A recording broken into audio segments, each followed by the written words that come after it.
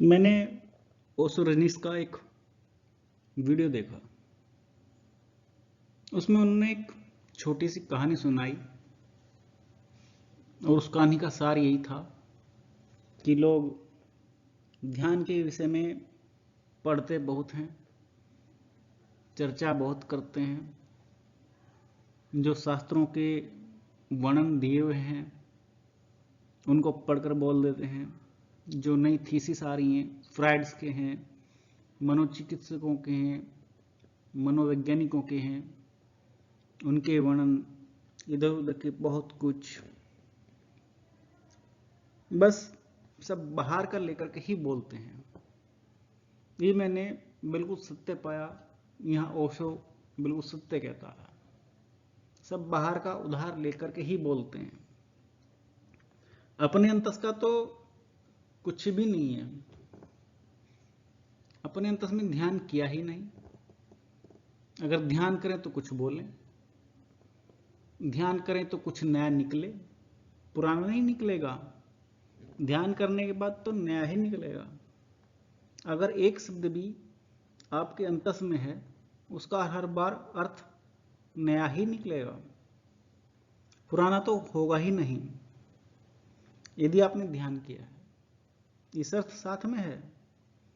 ध्यान करने पर नित्य प्रति नवीनता आती है, अद्भुत चमत्कार होते हैं।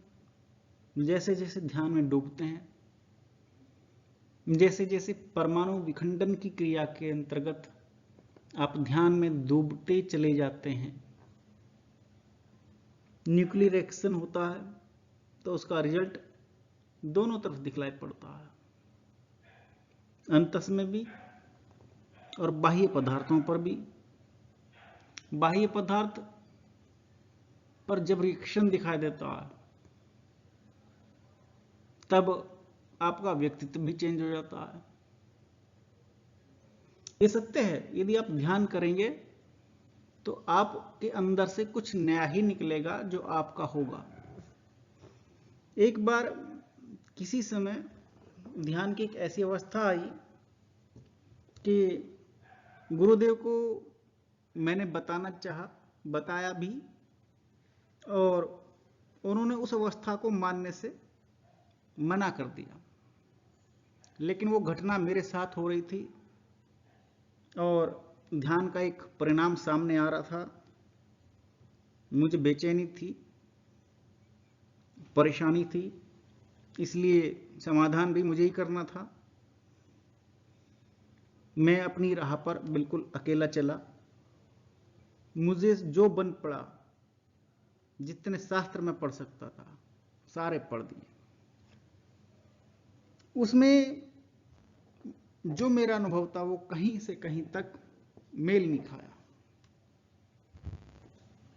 अब समस्या थी जो मेरे साथ, उसका समाधान कैसे हो, या मेरे साथ जो परिणाम ध्यान का सामने आ रहा है वो कैसे सुधरे। यदि कहीं कोई गलती है या वास्तविक रिएक्शन हो रहा है, चेन रिएक्शन है, मैं ध्यान के किस स्तर पर हूं या ध्यान के किस स्तर पर ये घटना घटित होती है। क्योंकि जो वास्तविक ध्यान करते हैं वो लोग अंधेरे में खोए रहते हैं मेरी तरह से। तो बड़ी विकट समस्या थी और लंबी चल रही थी। हर रोज ही दिन में 3 बार मैं ध्यान में बैठता हूं, तो ये घटना 3 बार होती थी। ध्यान में बैठना आसान नहीं था, बैठने की कंडीशन ही नहीं बन पाती थी। हो क्या रहा था वो बाद में बताऊंगा। इसी क्रम में मैं एक हरिद्वार पहुंचा। वहां किताबों की दुकान से मैंने एक ध्यान की या ध्यान से संबंधित किताब खरीद ली। उस किताब को पढ़ना शुरू किया। जब 75 और 80% में पढ़ चुका तो उसने इतने भाग में, किताब के 80% के भाग में यह बताया हुआ था कि पात्रता ध्यान की आपके अंदर होनी चाहिए। यदि आपके अंदर ध्यान की पात्रता है तो शेष आगे का पाठ आप पढ़ें। और मैं वो लेखक हूं जो केवल लेखक मात्र हूं, जिसने केवल लिखा है जिसे योग का, ध्यान का कोई एक अक्षर नहीं आता। उस लेखक ने लिखा कि मेरे पिताजी के दोस्त एक योगी थे, उन्होंने जो अनुभव मुझे बताए वो मैंने सारे लिख दिए हैं। तो उन्होंने ही मुझसे कहा था कि ध्यान के लिए पात्रता 80% होनी चाहिए, बाकी के प्रैक्टिकल 20% में ही सिमट जाते हैं। अब जब मैंने आगे पढ़ना शुरू किया तो उसमें जो वास्तविक सच्चाई थी उन योगी के अनुभव की, वो मैंने अपने ध्यान में महसूस किया। मैं ध्यान के इस स्तर पर था जब पृथ्वी तत्व जागृत हो रहा था और मैं ध्यान में बैठ नहीं पा रहा था। जब ध्यान में मैं बैठता था तो पृथ्वी तत्व के जागृत होने से मैं गुरुत्वाकर्षण बल से बार बार मुक्त हो रहा था और मैं मेंढक की तरफ फुदकने लगता था। आसन पर जम करके बैठना तो मुश्किल था, बैठते ही ऐसे लगता था जैसे नीचे से बिजली का सॉकेट लगा दिया हो और बार बार मनुष्य फुदकता रहता। बस आपने कभी मेले में देखा हो कि मेंढक के अंदर एक चाबी भर देते हैं और मेंढक फुदकता फुदकता चलता आगे को, तो उसी तरह की सेम मेरी कंडीशन बनी हुई थी। मैं ध्यान में बैठा था और जैसे ही बैठता था बस इलेक्ट्रिक शॉक शुरू हो जाते थे।